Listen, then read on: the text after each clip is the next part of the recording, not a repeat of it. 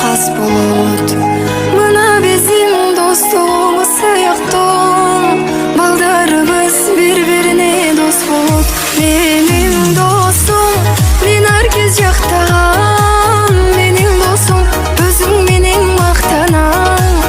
Адал досум кыйын кезде колдогон, менин досум бардыгынан жакшы адам.